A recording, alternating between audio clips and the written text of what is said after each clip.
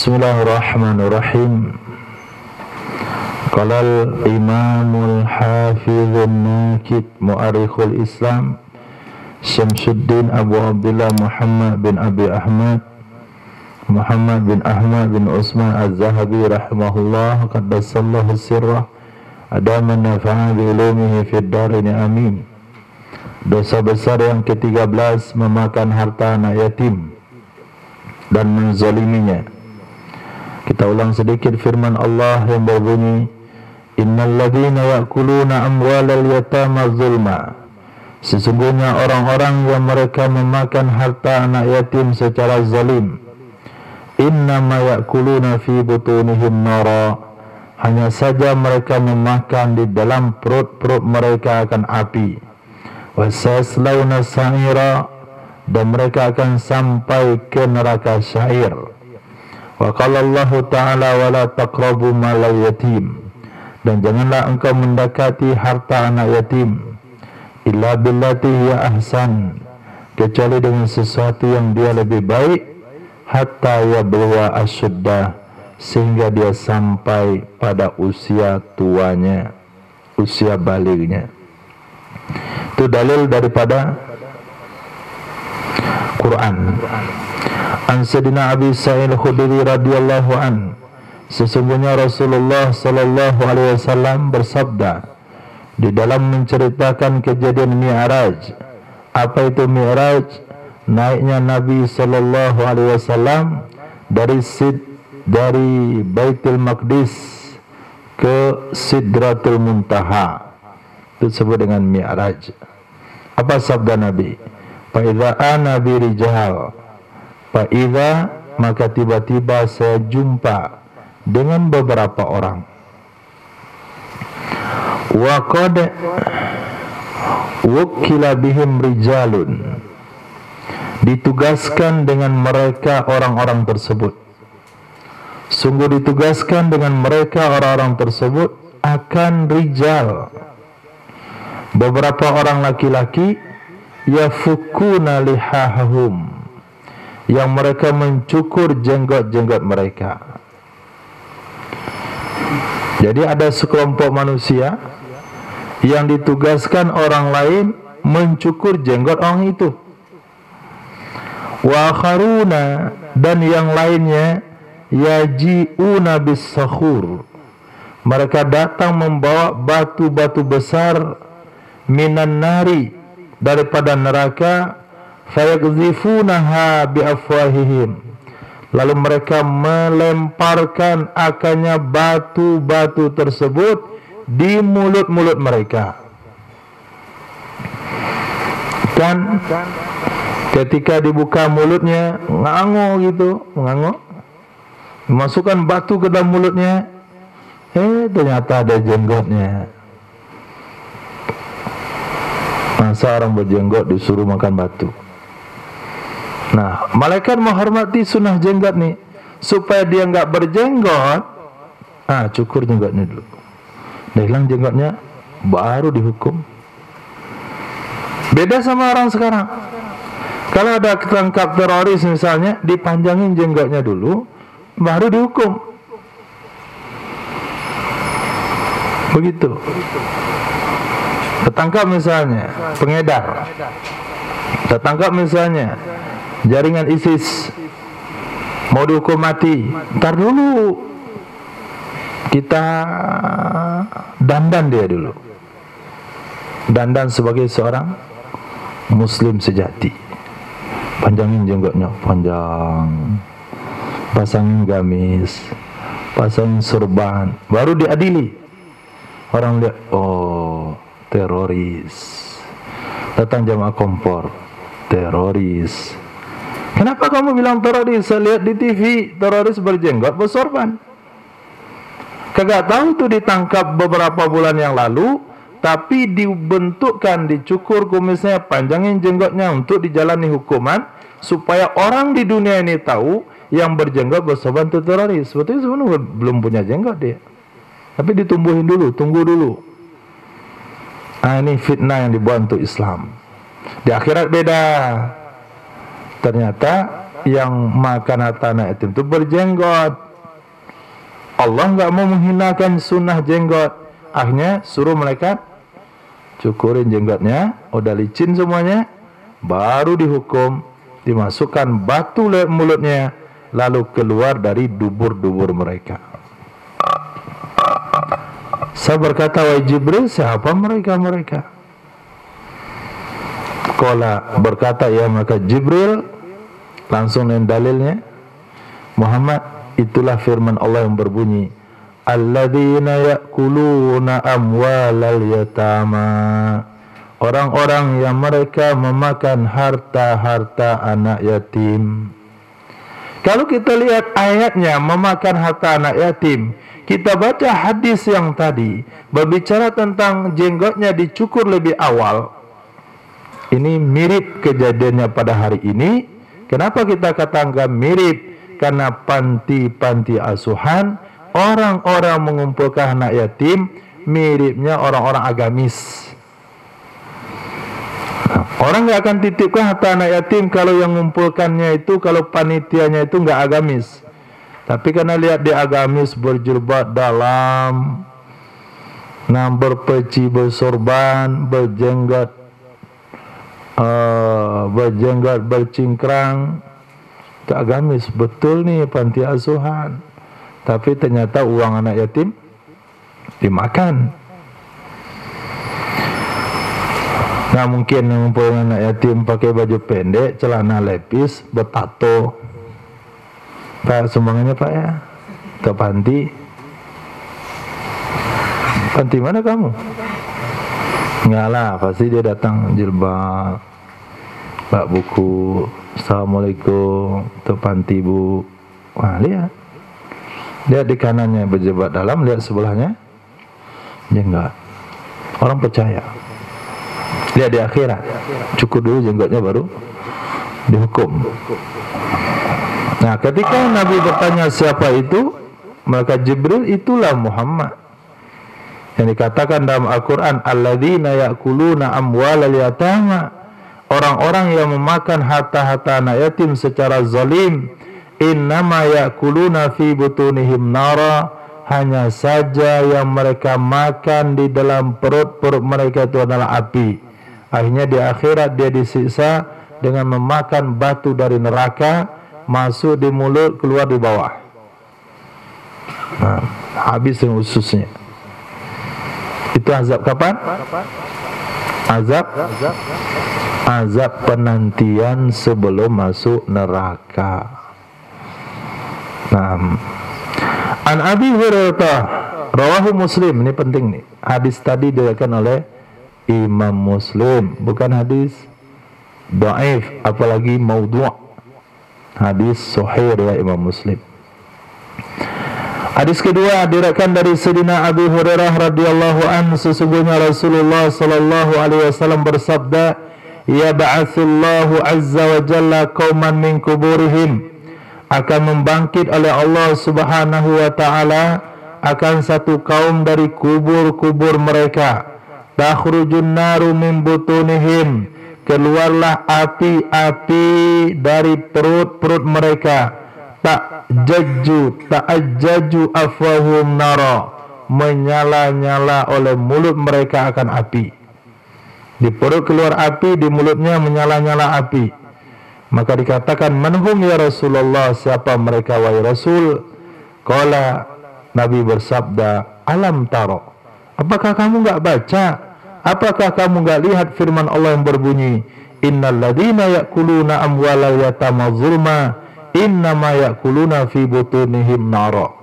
Berarti yang disiksa dengan mulut makan bara, perut mengeluarkan bara api, itu adalah dosa bagi pemakan harta anak yatim.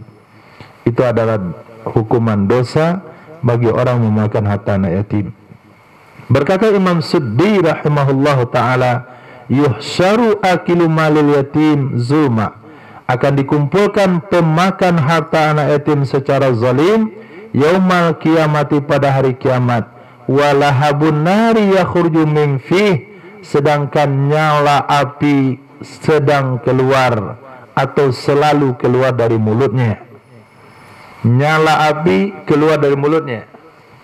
Pernah lihat sebuah benda yang memiliki kosong di dalam, kemudian kebakar di dalam, kemudian api terlihat dari celah-celah luarnya.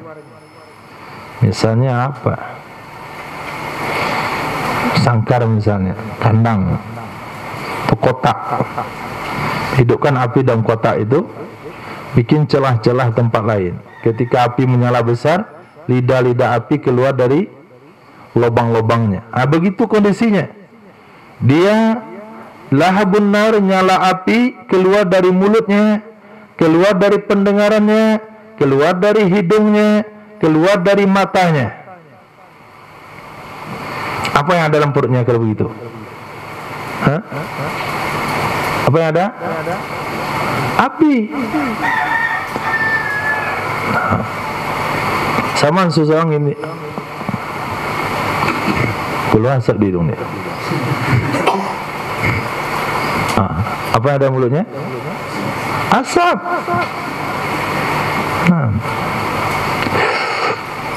Datang bapaknya. Apa kamu keluar asap itu? Berarti asapnya ada mulutnya. Nah, begitulah besok di akhirat pemakan harta anak yatim itu, telinganya berapi, hidung keluar api, mulut keluar api, kemudian di perut nampak api. Wa kullu man ra'ahu, setiap orang yang melihatnya, ya'rifuhu, orang itu mengenali orang tersebut, annahu akilu malil yatim, tersohor dia di mahsyar. Dia adalah pemakan harta anak yatim. Nah, kalau hari ini mungkin di film-film dia jadi jagoan. Orang hebat itu, tinjunya berapi, keluar mulutnya api, bisa bakar apa saja. Jagoan di film. Di mahsyar itu pemakan harta anak yatim. Semua penduduk mahsyar dah tahu itu. Siapa dia itu?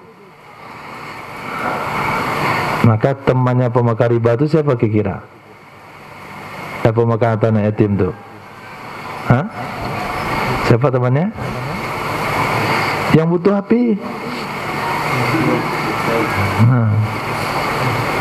Tak api ya? Api hidung lah.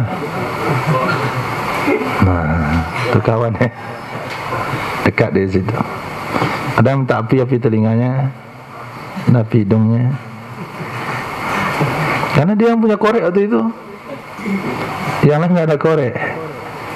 Nah, pemakan riba diminta nggak ada ular dalam perutnya. Pemakan anak yatim yang bawa korek api. Banyak orang ngelilingnya besok tuh, ngantri.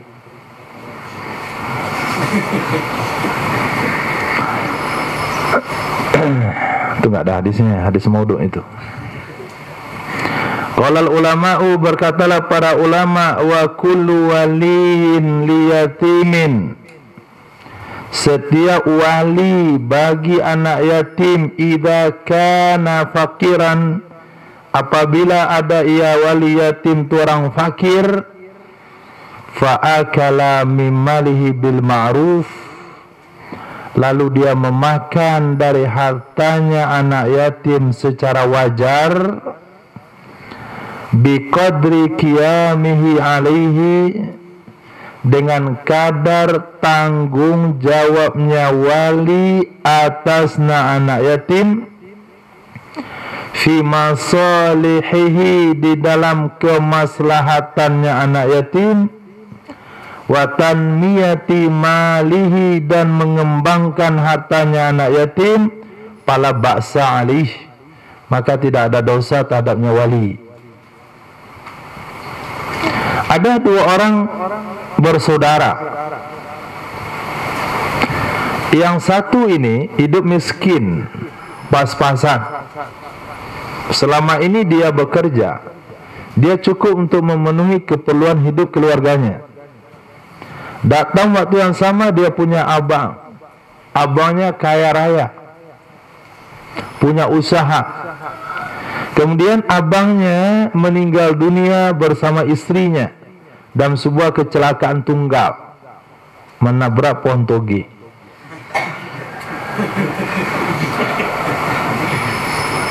Meninggallah suaminya, meninggallah istrinya, tinggal anak laki-lakinya. Anak laki-lakinya pewaris tunggal dari usaha sang ayah. Oke, siapa ngurus anak ini? Ini adik tadi, abangnya tadi yang ngurus.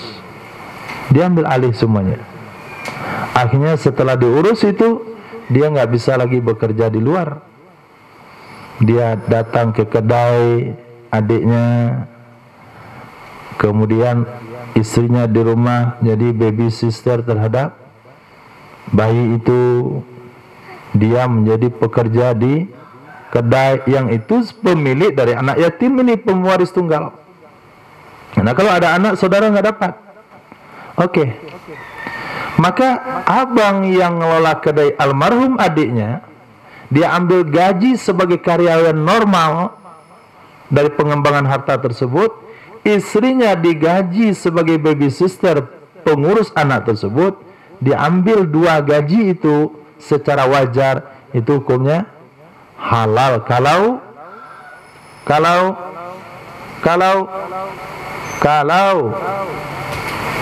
nggak dilihat kita, idza kana fakiran, kalau dia miskin. Tapi kalau dia kaya, punya usaha juga, dia lantik 1 orang penanggung jawab untuk menguruskan kerja adiknya, digaji orang tersebut, dan dia sukarela mengurus keponakannya, jangan ambil upah di situ. Justru dia yang membiayai hidup si bayi itu, popok semuanya dari harta dia. Kalau perlu ibu susu, gaji ibu susu dari harta dia. Itu termasuk memelihara harta anak yatim. Kalaupun dia ambil dari harta bayi, khusus untuk keperluan bayi saja, dia makan nggak bisa ambil di situ. Kenapa? Dia kaya. Dia makanmu, makan binimu, sama anakmu, dari harta kamu sendiri. Makan biaya bayi boleh dari harta peninggalan ayahnya. Itu kalau mau, dia tidak.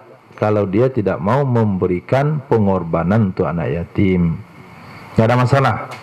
Tapi kalau fakir boleh. Syaratnya apa? Bil ma'ruf, dengan wajar. Apa maksud wajar? Kadar tanggung jawab dia kepada bayi itu, baik untuk kemaslahatan bayi maupun untuk mengembang mengelola hartanya bayi, pala ba'sa alih.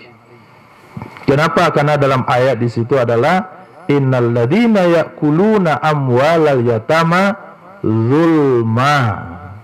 Berarti ada yang makan harta anak yatim bukan secara zalim, secara wajar. Kalau wajar boleh. Wa mazada 'alal ma'ruf, tapi sesuatu yang lebih dari kewajaran, fasuhtun haramun, maka itu adalah makanan haram. Karena firman Allah Subhanahu wa taala, "Wa man kana ghaniyan falyasta'fif."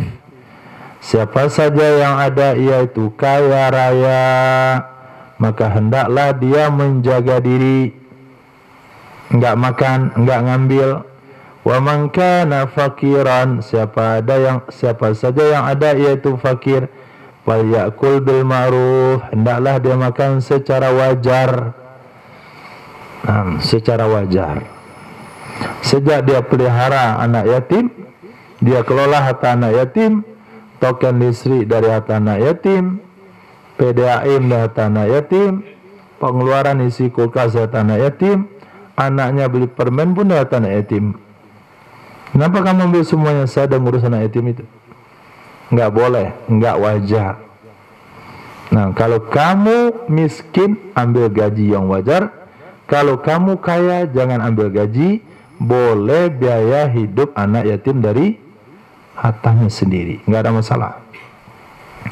Wa fil akili bil ma'ruf arba'atu aqwal. Orang yang memakan harta anak yatim secara wajar itu 4 pendapat ulama. 1. Annahul akhzu ala wajhil qardi. Sesungguhnya seseorang tersebut mengambil dengan jalan berhutang. Boleh diambil gaji, tapi atas nama hutang. Nanti ketika anak yatimnya dewasa, kamu serahkan harta dia kepadanya, kamu sudah bisa berusaha kembali, berusahalah kamu cicil hutangmu kepadanya. Datang, begini, waktu kamu kecil, saya berhenti bekerja, nggak bisa kerja sambil ngurus kamu, saya ngurus harta kamu juga, istri saya ngurus kamu, kami berhenti bekerja. Jadi karena kami berhenti bekerja, maka kami makan dari harta kamu, dan insya Allah nanti kami akan cicil. Ini catatannya semuanya, cicil, bayar. Itu pendapat pertama, boleh ambil, bayar. Pendapat kedua, al-akilu biqadril haja min ghairi israf. Orang yang memakan dengan kadar haja tanpa israf. Artinya boleh memakan kadar hajat, tapi jangan berlebihan. Kalau misalnya ngantarin anak yatim pergi sekolah, perlu pagi-pagi sekali, nggak sempat sarapan di rumah, diantarin dia sarapan ntar di rumah, terpaksa juga sarapan di jalan. Kemudian ada pilihan lontong pecak, batagor,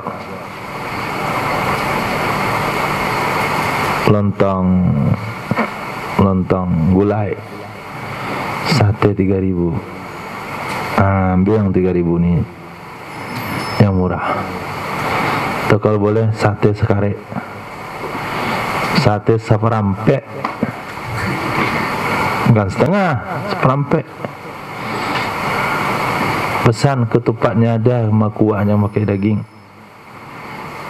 Nah, itu masuk bil israf, jangan berlebihan. Ini dia ngantar anak yatim pergi sekolah, senang sekali si bapak ngantar anak yatim.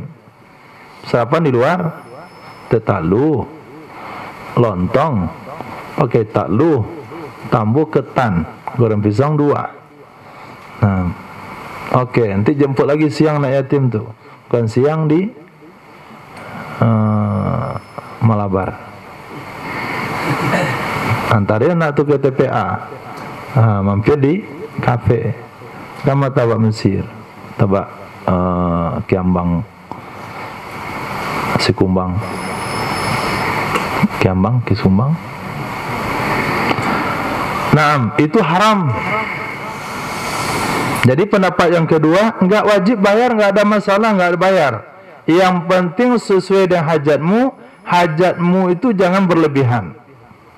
Kalau ada hajat, awalnya hajat tapi lebihnya berlebihan. 6 tambah 7. Bolehlah di kedai yang enggak bayar tambuhnya. Yang kedai yang nasi tambuhnya 5.000, sambal adanya 25.000. Jangan israf. Yang ketiga, annahu akhaza biqadri idza amala lil yatimi amala. Sesungguhnya dia mengambil dengan kadar apabila dia bekerja bagi anak yatim akan satu kerjaan. Antar sekolah. Berapa upah ojek dari rumah ke sekolah? 5.000. 5.000 lah yang boleh kamu ambil. Kemudian kamu bantu mengurusnya. Berapa biaya pengurusan sebulan anak? Nah, segitu boleh diambil. Kamu bantu menjaga kedainya. Berapa biaya karyawan jaga kedai? Nah, begitulah yang boleh diambil. Itu mana akhaza biqadri idza amila lil yatimi amala. Warabi' annahu akhzu indad darurah. Sesungguhnya orang yang mengelola harta anak yatim atau wali yatim mengambil ketika darurat. Fa in aisara qadahu, jika dia punya kemudahan maka dia akan membayar akannya. Wa illam yusir, apabila dia tidak kaya-kaya, bahwa fi hal, artinya dia pada halal.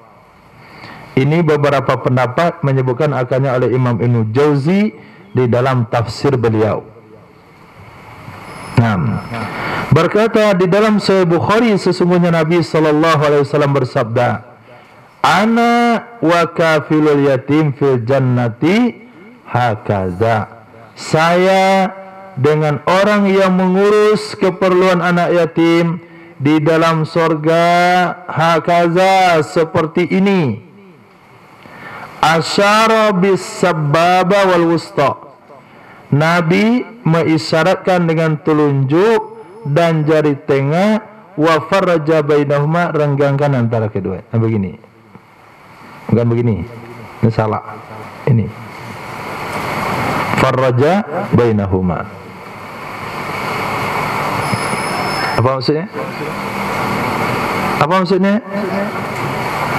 Kata ulama dekat.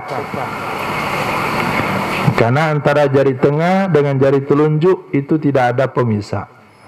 Kata ulama, lihat tingginya. Tinggi sama telunjuk. Ini surga Nabi, ini tinggi surga kafil yatim. Ada dua pemahaman ulama. Hakaza dekat, tidak ada jarak, seperti telunjuk dan jari tengah enggak ada jarak. Ada mengatakan tinggi surganya, bedanya itu seperti ruas telunjuk dengan jari tengah.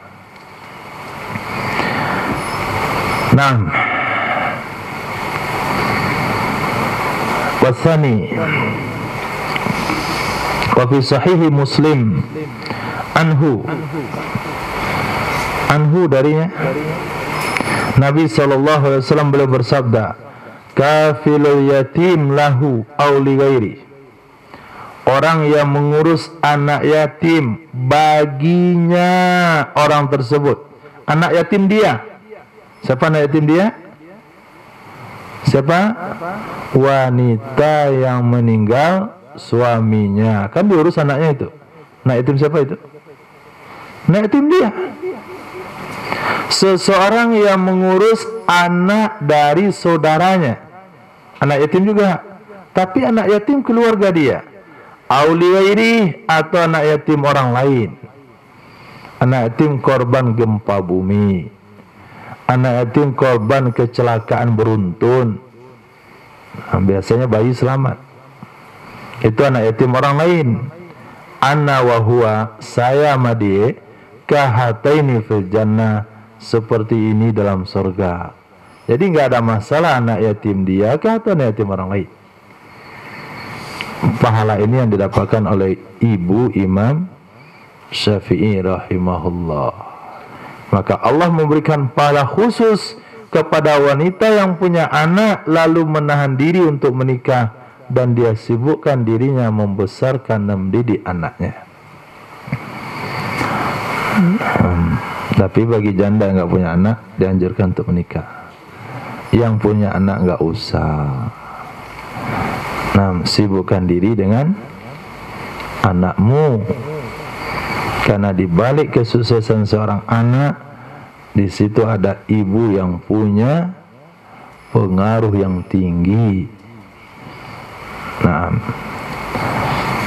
Sehingga Imam Syafi'i untuk membalas jasa ibunya, beliau mengarang kitabnya diberi nama dengan Al-Um, sang bunda. Al-Um. Tapi apabila ibu kalau sudah cuek dalam pendidikan anak, ibarat kacau balau. Ibu sudah cuek dalam pendidikan anak, bapak jangan harap. Kapan bapak ngurusan didik anak? Nggak bisa. Paling sore sebentar. Balai saya ada capek bapak itu. Yang ngurus anak, yang didik anak ibunya. Mulai pagi sampai sore teriak-teriak aja. Mandi. Enggak mau mandi, sab mandikan. Kalau sab mandikan, gosok kudismu dengan bros. Mandi anak itu tuh. Zaman dulu kan anak berkudis banyak. Zaman sekarang mah enggak ada. Zaman sekarang otak anak berkudis. Mulus-mulus anak zaman sekarang mah.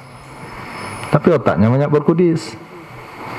Anak zaman dulu kakinya banyak berkudis. Tubuh kudis baru lagi jatuh di sepeda, berkudis lagi jatuh dari pohon mangga, kejar-kejar sama kawan, berkudis lagi lututnya nyentuh aspal. Tuan lihat tuh kaki anak zaman dulu tuh kudis isinya, kudis luka. Tuh kalau mak mandiin udah habis cerita itu, gosok dia.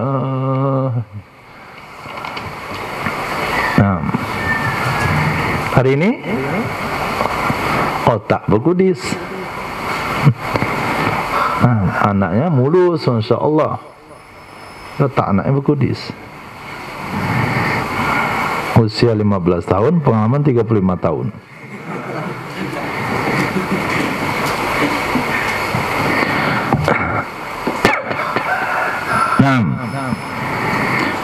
Kafalatul yatimi, mengurus anak yatim. Tadi kan ada hadis kafilul yatim, ana wa kafilul yatim, kafilul yatimi lahu aw li ghairi. Apa maksud kafil itu? Apa tugas daripada kafala? Kafalul yatim hiya, dia adalah al-qiyamu bi umurih, bertanggung jawab dengan urusannya anak yatim. Urusan kebersihannya, urusan makan minumnya, urusan pendidikannya. Wassa'i fi masalihihi, dan berusaha untuk kemaslahatannya anak yatim, baik dari segi makanannya, wa kiswatihi, pakaiannya, wa tanmiyati malih, mengembangkan hartanya, in kana lahu mal, jika dia punya harta, wa in kana la mala lahu, jika tidak ada ia anak yatim, la malalah, tidak ada harta baginya, anfaqa alaih, dia akan memberi infak, memberi nafkah dari usahanya sendiri atasnya anak yatim. Wa kasahu, dan dia memberi pakaian akannya anak yatim, ibtigha wajhillah, karena mencari ridha Allah Subhanahu wa taala. Dia tidak bedakan anak yatim dari anaknya. Sama harga bajunya, sama harga sendalnya, sama harga makanannya. Nah, kalau anaknya pop mie dibelikan, anak yatim sakura dibelikan. Sarimi kurang rasa. Kalau anaknya Neckerman, sendal gunung. Nah, karena yatim jepitan, sendal jepit Jepang. Celana juga sama. Anaknya Jin 501, anak yatim 105, KW. Nggak bisa, itu nggak adil namanya. Khair, dia perlakukan sama anak yatim tengah keluarganya, makanan sama, anaknya makan di meja makan, yatim suruh di lantai situ, nggak habis makan anaknya, pindahkan ke makanan anak yatim. Kamu mau nambah nggak? Ini ada nggak habis nih. Apanya? Kepala ikan. Kepala ikan, emang kucing. Nah, kucing aja nggak bisa makan. Itu mana kafilul yatim, tidak membeda-bedakan, memberikan nafkah, memberikan pakaian. Tujuannya apa? Ibtigha wajhillah, karena mencari ridha Allah Subhanahu wa taala. Dan karena sabdanya Nabi sallallahu alaihi wasallam dalam hadis, lahu, sabdanya Nabi sallallahu alaihi wasallam dalam hadis, lahu aw li ghairihi, baik anak yatim dia sendiri atau anak yatim orang lain, maknanya adalah sawa'an kanal yatimu qarabatan, bersamaan adalah anak yatim yang diurus itu karib kerabatnya, anak dia sendiri, keponakan dia, anak suaminya, atau ajnabiyan min, ajnabi darinya. Nah, ajnabi darinya. Fal qarabatu, maka qarabah mislu seperti ayukafilahu jadduh, menanggung akannya yatim oleh kakeknya, atau oleh saudara laki-lakinya, atau oleh ibunya, atau oleh pamannya, atau suami maknya. Ini fadilah nikah sama janda yang suaminya meninggal. Yang nggak meninggal jangan. Kalau nggak meninggal gawat. Dijumpa kemana? Kamu ambil suami saya, si saya. Tapi kalau meninggal suaminya, suami baru ini dapat 2 pahala. Satu menyantuni anak yatim, yang kedua menyantuni janda-janda tua. Ingat ceramah Zainuddin MZ, janda-janda tua, anak-anak yatim terlantar, langsung komplit satu rumah dapat 2. Nah kalau gitu kan kari kerabatnya, dia kan tanggung jawabnya sebagai seorang suami, sebagai seorang bapak sambung, dia bertanggung jawab secara moral, tapi secara agama dia tetap mendapatkan nilai sempurna. Kafilul yatim. Ketiga, khaluh, saudara laki-laki maknya atau yang lainnya dari karib kerabatnya. Sedangkan ajnabi, man laisa bainahu wa bainah qarabatun, orang yang tidak ada antaranya seseorang dengan anak yatim itu hubungan karib kerabat. Kalau Rasulullah sallallahu alaihi wasallam, man damma yatiman minal muslimin, siapa yang mengajak, siapa yang menggabungkan anak yatim dari orang-orang Islam ke makanannya, bukan dibuat makanan sendiri, tapi ikut makan kepada apa yang dia makan, wasyarabihi, dan kepada minumannya, hatta yuniyahullahu, sehingga mencukupkan akannya anak yatim oleh Allah, sampai anak yatim itu mandiri, dah kuliah S2, dapat pekerjaan. Aujaballahu lahul jannah, mewajibkan oleh Allah baginya orang tersebut akan surga, kecuali kalau dia melakukan dosa yang tidak terampuni, yaitu dosa syirik. Kalau selain dosa syirik, Allah akan ampuni.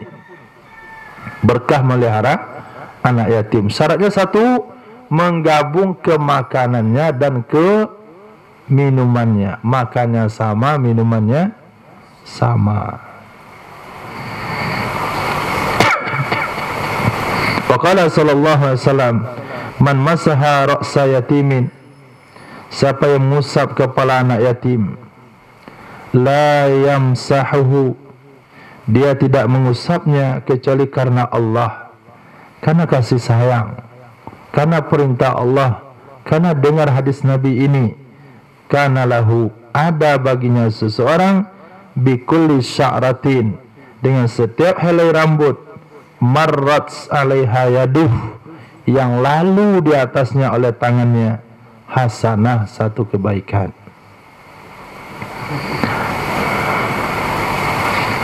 Nah, kalau dia usap kepala anak yatim botak mana? Ada pahala enggak? Hah? Ada pahala enggak? Tetap ada. Nggak usah milih. Saya inilah, anak yatim inilah, tebal rambutnya, biar banyak pahalanya. Pahala bukan ditentukan rambut, zahir hadis iya, tapi pahala ditentukan kepada kasih sayang. Nah, waman ahsana ila yatimin, siapa saja yang berbuat baik kepada anak yatim laki-laki, au yatimatin, atau anak yatim perempuan, indahu, yang ada bersamanya, yang tinggal di rumahnya, kuntu ana, adalah saya dan dia, hakadha, seperti ini di dalam surga. Satu hadis terakhir, berkata seorang laki-laki pada Sayyidina Abi Darda radhiyallahu an, ausini biwasiyah, beri aku nasihat dengan satu nasihat, pesankan kepadaku satu pesan. Apa pesan Sayyidina Abi Darda? Irhamil yatima, kasihani olehmu akan anak yatim, wadunuhu minka, dekatkan dia kepadamu, bawa dia ke rumahmu, wa at'imhu min ta'amika, beri dia makan dari makananmu.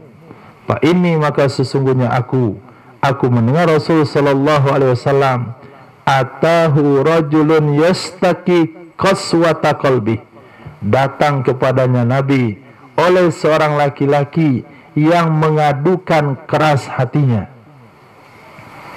Ceramah nggak pernah tersentuh, nggak pernah tersentuh nasihat.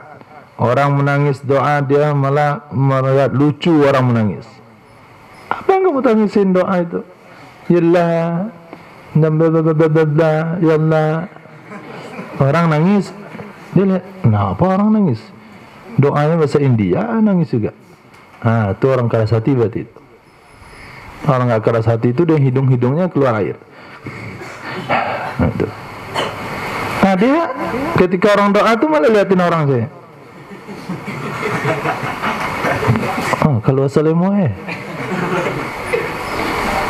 apa yang diminta nak tahu, menangilah. Orang dah nangis sekeliling dia enggak, sibuk aja. Yastaki qaswata qalba. Orang tu datang kepada Nabi. Nah, nasihat untuk orang seperti itu. Faqala Rasulullah sallallahu alaihi wasallam, in aratta ayyalina qalbu, jika kamu ingin berlembut hatimu, dekatkan anak yatim kepadamu, usap kepalanya, beri makan dari makananmu. Fa inna dzalika yalinu qalbak, sesungguhnya itu akan melembutkan hatimu. Wa taqdiru ala hajatik, dan kamu akan mampu untuk menunaikan hajatmu. Wallahu a'lam bishawab. Subhanallah wa bihamdihi, subhanaka wa bihamdika, asyhadu an la ilaha illa anta, astaghfiruka wa atubu ilaik. Subhanaka rabbil izzati amma yasifun, salamun alal mursalin, alhamdulillah.